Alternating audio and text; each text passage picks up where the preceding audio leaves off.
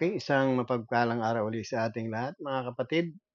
Ito po muli ang Kohelet Ministry na patuloy na magdadala sa atin ng salita ng Panginoon. So, kumusta na po ang lahat? Naway nasa mabuting kalagayan po kayo habang kayo ay nakikinig ng mensahe ng ating Panginoon. So, tayo po ay nasa episode 18 na. So, mga kapatid, malayo na yung ating narating. At ang pinag-uusapan natin dito ay ang church o ang iglesia. So, last meeting, napag-usapan natin ang Panginoon ay nagtatag ng iglesia o ng kanyang kingdom dito sa ibabaw ng lupa. At ang iglesia na ito ay ang mga taong tinawag niya. Kaya nga pag pinag-usapan natin yung church o ecclesia, ang meaning po nito yung mga tinawag ng Panginoon. So tayo po ay mga tinawag ng Panginoon para maging bahagi ng kanyang iisang katawan at iisang iglesia. So napag-alaman natin ang unang iglesia last meeting ay natatag sa Jerusalem panahon ng 33 AD. Ito yung una pong nangaral ang mga alagad ng Panginoon, ang mga apostol ng Panginoon. At simula noon ay lumaganap na po ang iglesia o yung kingdom ng ating Panginoon. At kung mapapansin natin, ang mga prosesong pinagdaanan ay yung mga talagang naayon sa banal na kasulatan kung bakit sila ay naging bahagi ng iisang katawan ng Panginoon. So sila po ay nakapakinig ng mensahe mula sa alagad ng ating Panginoon at ang mensahe na yan ay napakinggan ng mga taong nakikinig at nung time na yon at sa kanilang pakikinig ay na nakundik ang kanilang damdamin at sila po ay nanampalataya. Kaya ang udyok sa kanila ng pananalig nila dahil nalaman nila kung sino ang Panginoon, kung ano yung ginawa ng Panginoon, ang kabutihan ng Panginoon, ay sila po ay nagtanong sa ating mga apostol. Kaya nga sabi mga kapatid, ano ba ang dapat naming gawin? Kaya nga sumagot si Pedro at sabi, pagsisihan niyo talikdan ang inyong mga kasalanan at magpabautismo kayo sa ngalan ni Jesus upang kayo patawarin at ipagkaloob sa inyo ang Espiritu Santo. At yung pong mga nagtanong na yon, ang sabi ay 3,000 at nung araw na yon, 3,000 ang nabautismuhan at nadagdag sa kanila ang mga inililigtas. So kung titingnan po natin mga kapatid, ang unang iglesia na natatag sa Jerusalem ay dumaan po sa pakikinig, dumaan sa pananalig, dumaan sa pagsisisi, dumaan sa ah, pagpapahayag at lalo higit dumaan sila sa tubig ng bautismo. At after sila'y dumaan sa tubig ng bautismo, naging Kristiyano po sila at naging isang iglesia, ay sila po ay nanatili sa aral ng mga apostol. Nagpipira-piraso ng tinapay, nagsalo-salo bilang magkakapatid, at nananalangin. At simula noon, ang sabi, lagi silang nasa templo at nagpupuri sila sa Diyos araw-gabi. Kaya nga kung tayo ay magiging bahagi ng isang katawan ng Panginoon at tayo po ay tinawag sa iba't ibang dako ng lugar, tayo po ay nagiging bahagi rin ng isang katawan na yon dahil sa mga apostol. Tinatawag din itong mga saligan at tayo naging bahagi rin tayo, naging ah,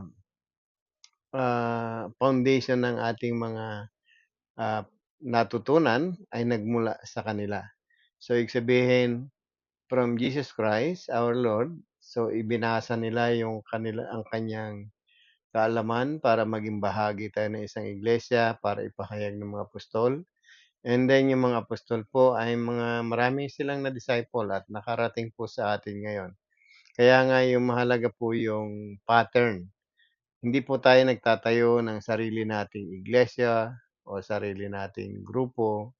So, ang itinatatag natin ay yung mga tao na idinadagdag. So, isinasangkap lang po tayo tulad po sa panahon natin ngayon.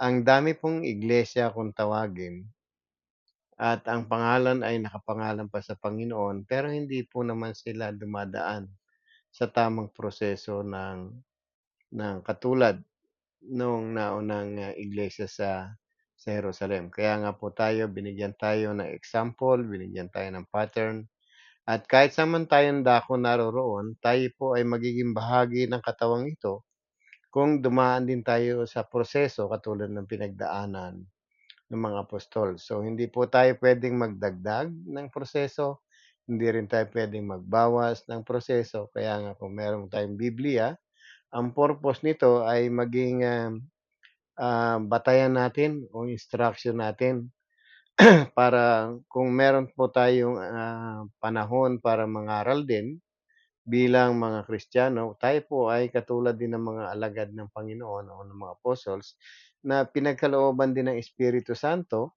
para magkaroon tayo ng lakas para ipahayag din ang mabuting balita tungkol sa ating Panginoon, sa ginawa niyang pagliligtas, kaya nga yung mga tao ngayon once na tayo ay nangaral at merong nanampalataya dahil meron silang narinig tungkol sa ating Panginoon, sila po ay tinuturuan nating magsisi, tinuturuan nating tumanggap sa bautismo. Kaya nga after na sila tumanggap sa bautismo, bahagi na rin sila ng katawan ng ating Panginoon kasi yun po yung pinagdadaanan ng mga makasalanan para maging bahagi ng isang katawan. So, nag-establish ang Panginoon ng iglesia. Siya po ang ulo, siya yung nagtatag, siya po yung may-ari ng katawan. Kaya nga sabi ng Panginoon sa Matthew 16:18, sabi, "Sa ibabaw ng batong ito, itatayo ko yung aking iglesia." So, kanya, wala tayong pagmimay-ari. Tayo po ay sangkap lang, nadadagdag lang po tayo. Kaya hindi po tayo puwedeng magtayo ng sarili nating, iglesia. So, tayo po ay, kasama ng Panginoon, tayo'y nasa Panginoon. Tandaan natin kung dumaan tayo sa proseso ayon sa nais ng ating Panginoon. So, sa Ephesians chapter 2 verse 19, to 22, babasahin po natin.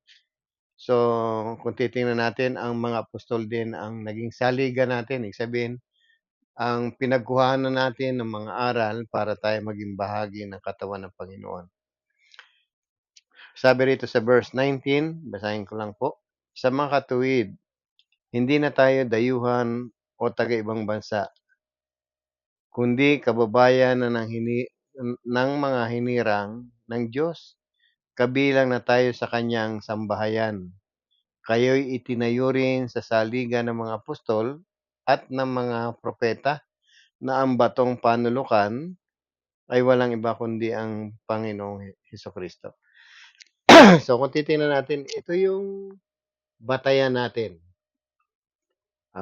Puwede tayong maging bahagi rin ng katawan nito, puwede po tayong maging parte ng katawan nito. Basta ang magiging batayan natin at yung saligan natin ay itong mga apostol. So ibig sabihin, paano ba nangyayari yun?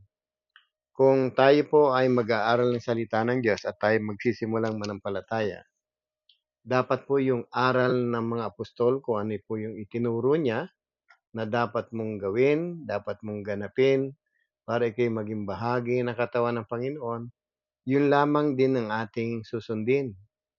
So sa panahon natin ngayon, marami ng iglesyang umiiral sa mundong ito na kung titingnan mo napakayayaman, maraming punong-puno ng tao ang kanilang simbahan o para bang stadium na kung minsan ang ginagamit at, talagang libo-libo yung kanilang mga, kasama sa loob ng iglesia. Kung titingnan natin, ang question lagi natin, ito bang mga ito ay dumaan lahat sa proseso ng Biblia?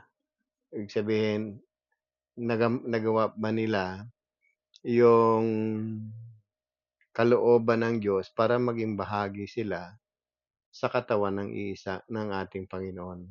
Kaya nga po tayo 'pag sinabing tayo itinatag sa sabi ka dito, kayo itinayo rin sa mga saligan ng mga apostol at mga propeta, na ang batong panulukan ay walang iba kundi ang ating Panginoon. So, ang Panginoon po ang cornerstone, yung panulukan, ibig sabihin yung nagpapatibay.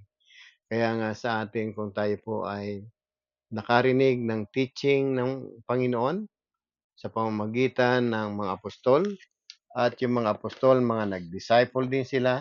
Kaya nga ang mga na-disciple ng Panginoon, ito rin yung nagtuturo ng salita ng Panginoon o salita ng Diyos sa panahon natin ngayon at po kayo ay nagsuri at kayo ay nag-aral. So makikita natin, kayo ay magiging bahagi rin ng isang katawan na yan kung mangyayari sa atin yung nangyari sa unang iglesia na natala sa Aklat ng Mga Gawa, chapter 2. Ganon din dapat ang nangyayari. Kaya nga, kung meron tayong pattern o meron tayong batayan o meron tayong tinutularan, walang iba kundi ito yung naunang iglesia. Second, hindi po sa pangalan makikilala ang tunay na iglesia. Kung titingnan natin, bagamat ang Panginoon ay nagtayo ng kanyang iglesia, tinawag din ito ng iglesia ng Diyos. At ang pagmamay-ari ng Diyos, bakit pagmamay-ari ng Diyos? Kasi lahat ng tinubos ng Panginoon, naging pagmamay-ari na ng ating Diyos. Kaya nga tayo ay hindi na, sabi nga doon sa verse 19, hindi na tayo taga rito. Kabilang na tayo sa sambahayan ng ating Diyos. Kaya nga sabi sa verse 19, sa mga katuwid, hindi na kayo dayuhan o taga-ibang bansa, kundi kababayan ng mga hinirang ng Diyos kabilang sa kanyang sambahayan. So, nagiging bahagi na tayo ng sambahayan ng ating Diyos. Kaya nga, kung tayo po ay magiging bahagi ng katawan ng Panginoon o ng iglesia, hindi na po tayo dayuhan. Hindi na po tayo taga-ibang bayan. Tayo po ay pag-aari na ng ating Panginoon. Kaya nga mahalaga na alam natin ang nagiging nangyayari sa atin bago tayo matawag na tayo ay sa Diyos. Kaya nga meron kung bakit po merong Biblia para ito po yung batayan ng katotohanan. Alam niyo ba mga kapatid, ang dami pong church ngayon na hindi nagbabautismo. Para sa kanila, ang bautismo ay isang membership lang o ang bautismo ay hindi nagliligtas kaya ah, hindi na nila ginagawa. Para sa kanila minsan ipapanalangin lang, miyembro na ng katawan ng Panginoon. So wala pong mga batayan yung gano'n pong mga pamamaraan ng paano ka maging bahagi ng isang katawan. So mangyayari yung bagay na yon ayon sa kalooban.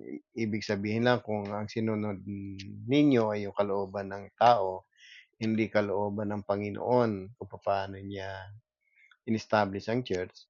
So malamang kayo'y miyembro ng isang iglesia na yon, kung sino yung ulo nila, yun yung inyong sinusunod. Kaya nga sa church, iisa po ang ulo. Walang iba kundi ang ating Panginoon.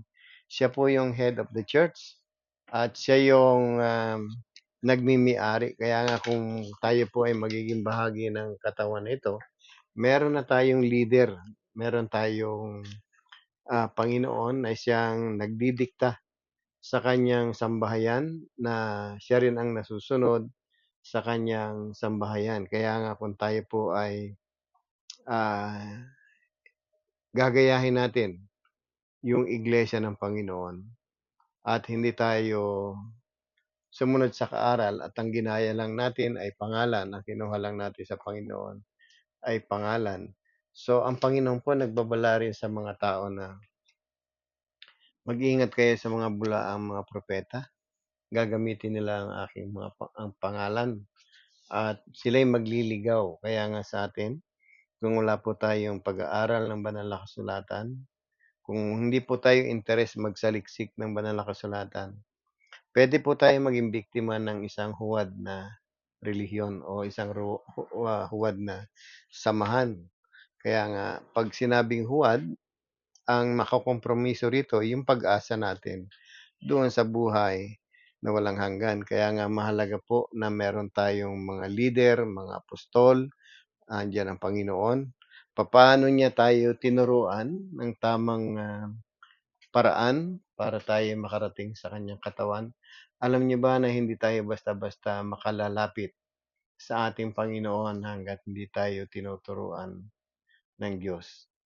Akala ng marami kapag tayo ay nagsimba na, 'pag tayo po ay, inimbitahan sa loob ng iglesia, akala natin minsan kabilang na tayo ng katawan ng Panginoon. So, hindi po gano'n. Nagkakamali po tayo mga kapatid kung gano'n po yung nagiging, ah, paraan ng ating sinasamahan.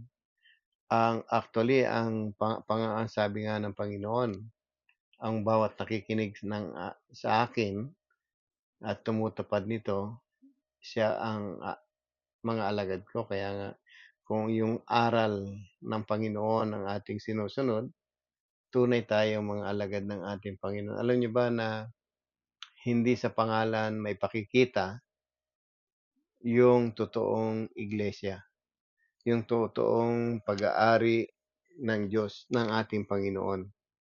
Kaya nga sa atin, kung babasahin natin ang banal na kasulatan, ang Panginoon po nagsabi, kasi may nagtanong din sa kanya, sila raw ay mga Hudyo rin. Kahit ang mga Hudyo man, sabi ng Panginoon. Kaya nga sinabi rito sa John 8, 31, sinabi sinabi naman ni Jesus sa mga Hudyong naniniwala sa kanya, kung patuloy kayong susunod sa aking aral, tunay nga kayong mga alagad ko. So, yung pagiging alagad ay pagiging bahagi ng katawan ng Panginoon. Ito yung tinatawag din church. Tayo po yung mga disciple ng Panginoon, tayo yung followers niya, Christian, kung tatawagin individual. Kasi tagasunod tayo ng Panginoon, kaya nga maliwanag dito, kung patuloy kayong susunod sa aking aral, tunay kayong mga alagad ko. Kaya nga mag-ingat po tayo, baka pwedeng miyembro tayo ng religion, pero hindi tayo pwedeng bahagi ng church ng Panginoon. So magkaiba po yung religion at church. Ang church po, ito yung mga taong iniligtas ng Panginoon na nagkaroon ng kaligtasan. Ito yung mga tinawag ng Panginoon. Ito po yung dumaan sa proseso ng Panginoon kung bakit kabilang sila sa church. At sa sanlibutan ito, ang tawag nila ay religion. Ang dami pong religion sa mundo. Hindi natin mabilang kung sa dami nila. Pero ang palatandaan ng lahat na kung tayo ay sumusunod sa aral ng Panginoon, yun yung alagad ng Panginoon. Kaya kahit anumang pangalan natin dito sa sanlibutan, basta ang sinusunod natin ay yung aral ng Panginoon, tayo po ay sa Panginoon. So kung titingnan natin ang mga na-establish na church sa New Testament, ay nakapangalan sa ating Panginoon o pag-aari ng Panginoon kung saan natatag. Kaya nga ang mga na-disciple nitong si Pablo, ang dami, mga church sa Corinto, church sa Roma, church ng Panginoon sa Efeso, sa Colosas. So ang dami, church sa Jerusalem. Kung titingnan natin ay bagamat ang Panginoon ang nagmimay-ari, hindi niya nilagyan ng pangalan niya kundi Iglesia sa Corinto. 'Pag sinabing iglesia, mga taong tinawag ng Panginoon sa Corinto. Ito po yung mga pinapaging banal ng ating Panginoon. Kaya nga napakasarap isipin na ang Panginoon natin ay sobrang, marunong kasi nga kung tayo po ay magiging bahagi ng isang relihiyon ay, kailangan nating gumuwi sa isang lugar kung saan dun lamang tayo pupunta o magpupuri. Para bang let's say, for example, marami tayong mga kapatid na Muslim. Bilang isang Muslim, kailangan mong pumunta ng Saudi Arabia para gampanan mo yung isa sa 5 pillars of Islam, yung umikot doon sa Kaaba. Imaginin natin kung gano'n ang paraan ng pagliligtas ng Panginoon, kailangan mo ng pera para mamasahe punta ng Saudi.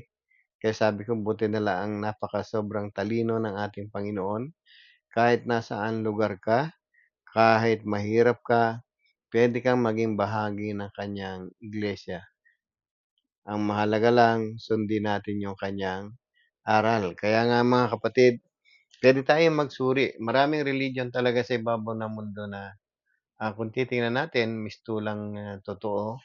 Kasi nga mayaman, marami, sikat. Pero kung susuriin natin yung kanilang mga doktrina o yung aral, marami pong sablay mga kapatid. Kaya nga dito meron tayong batayan na tinutukoy dito. Kaya nga sabi ko kanina, hindi tayo basta makalalapit sa ating Panginoon. So tingnan natin sa John chapter 6, verse 37. Sabi sa verse 37, lalapit sa akin ang lahat ng binigay sa akin ng aking Ama, at hindi ko itataboy ang sinumang lumalapit sa akin. So, tingnan nyo, kung ang Panginoon ang siyang may-ari ng katawan, siya yung ulo ng katawan, siya yung ulo ng iglesia, ang sabi, lalapit sa kanya yung mga ibinibigay ng Ama. So, ibig sabihin, pag hindi tayo ibinigay ng Ama, hindi po tayo makalalapit sa ating Panginoon. At ang sabi ng Panginoon, at hindi ko itataboy ang sinumang lumalapit sa akin. So, ganun pala.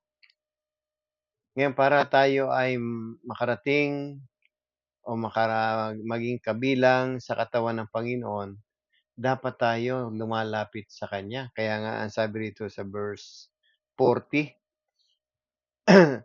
sapagkat ito ang kalooban ng aking Ama, ang lahat na makakita at manalig sa anak ay magkakaroon ng buhay na walang hanggan.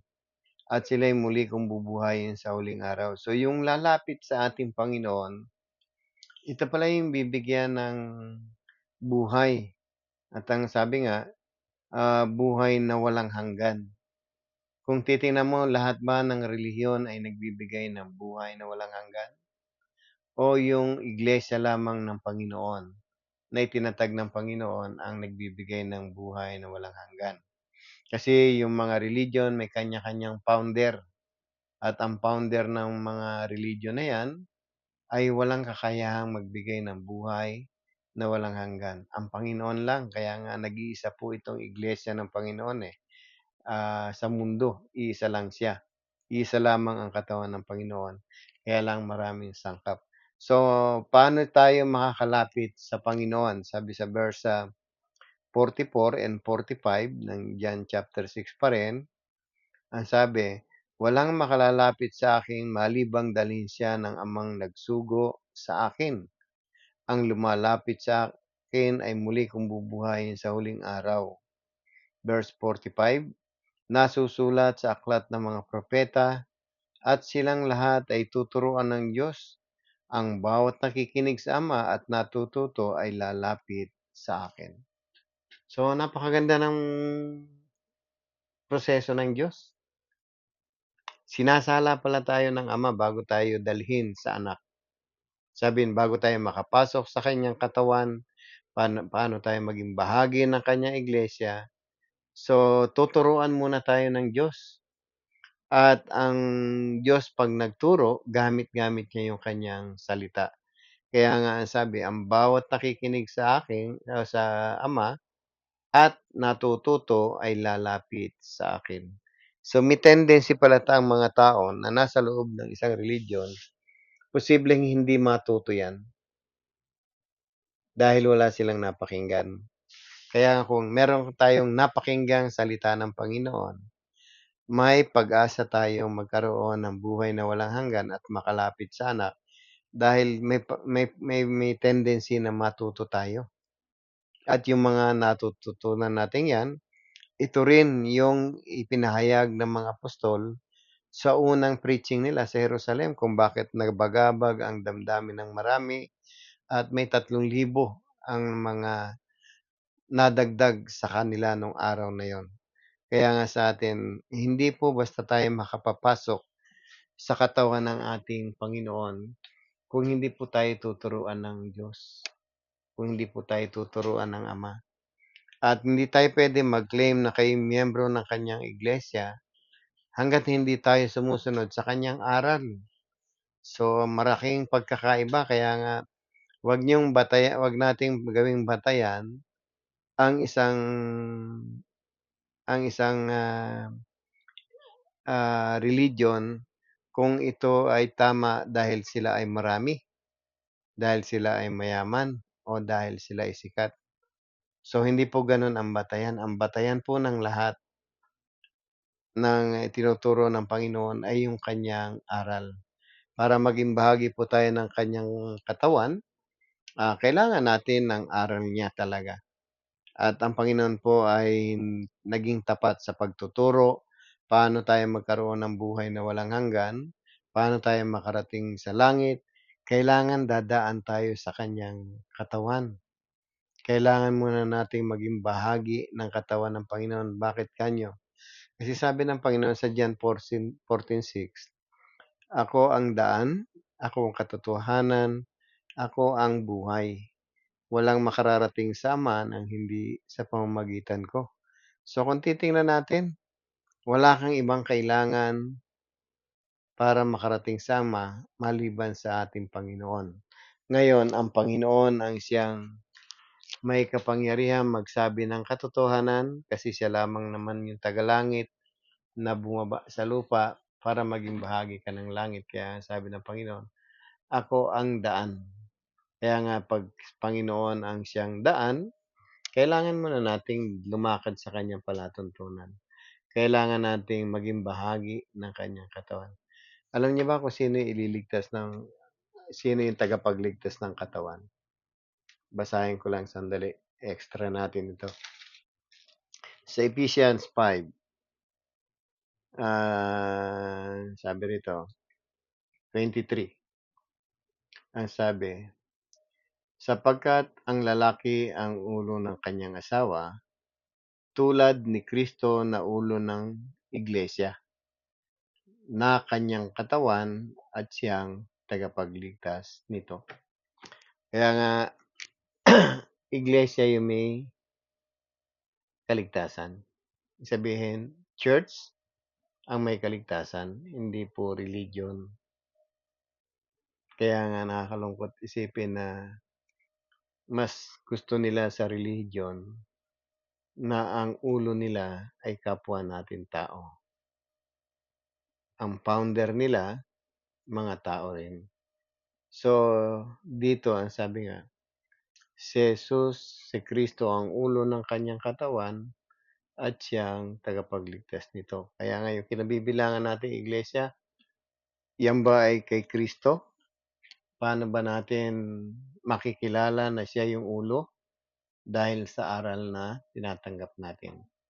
So, pag pinag-usapan natin yung aral o doctrine, kailangan natin may kaharap na Biblia. At kapag hindi natin nabasa sa Biblia yung ipinuturo sa atin para maging bahagi tayo ng katawan ng Panginoon, so may danger po doon. Kailangan magsuri po talaga tayo.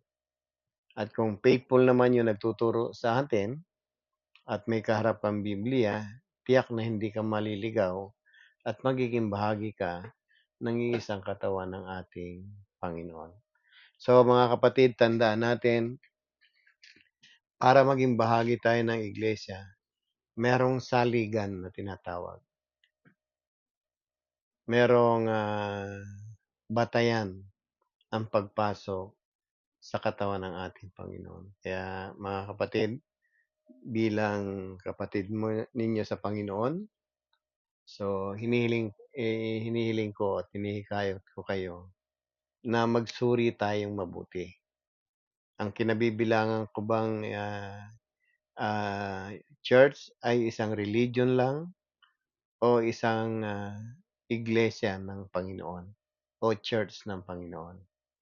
So, tandaan natin hindi po sa pangalan makikilala ang tunay na iglesia. Makikilala po ito sa uri ng katuruan at ang bunga nito ay makikita rin sa mga mananampalataya. So, dito lang muna tayo mga kapatid at, sa susunod na episode natin dagdagan natin ang mga bagay-bagay pa nating dapat malaman patungkol sa iglesia. So, yung episode, 79 ko po, pasensya na kayo kung putol kasi hindi na po ako nakapagpaalam, nalobat po ang aking cellphone. So, hanggang sa muli nating pagkita-kita, pagpalain po kayo lahat ng ating Panginoon. Nawa'y natuto kayo kahit kaunti sa aking mga naibahagi sa inyo. Sa Diyos lamang ang kapurihan at tayo po ay patuloy na umasa sa gabay ng ating Panginoon. Pagpalain po kayo ng Panginoon hanggang sa muli nating pagkita-kita.